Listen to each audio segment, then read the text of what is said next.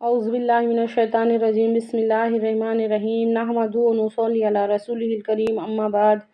ہم مسلمانوں کی زندگی سکے کے دو پہلو رہتے، اس کی جیسی دوہری ہو گئی ہے، ظاہر میں کچھ اور باطن میں کچھ اور۔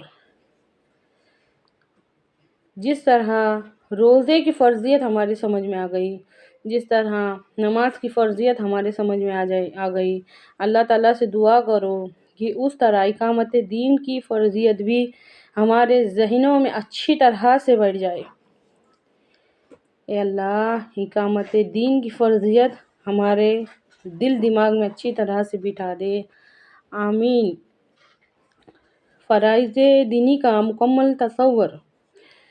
قرآن پاک میں اللہ تعالیٰ ارشاد فرماتا ہے، تم وہ خیر امت ہو جو پیدا کیے گئے ہو لوگوں کی بھلائی کے واسطے، تم نیکیوں کا حکم دیتے ہو اور برائیوں سے روکتے ہو۔ دوسری جگہ حدیث ہے ہمارے نبی صلی اللہ علیہ وسلم کی، امر بالمعروف اور نہی عن المنکر۔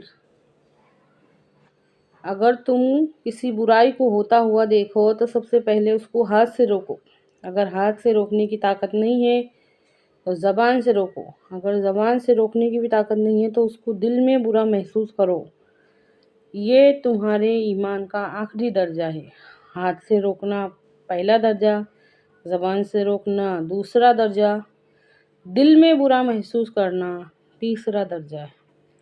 اللہ رحم کرے، غور کر کے دیکھو، پورا دھیان لگا کے دیکھو کہ آج ہم برائی کو برا بھی نہیں سمجھ رہے۔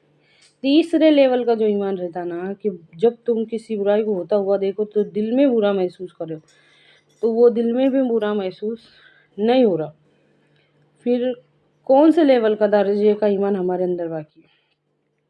آج کے دور کا سب سے چیلنج والا، سب سے بڑا چیلنج آج کے دور کا ایمان کی حفاظت ہے، ایمان کی حفاظت ہے۔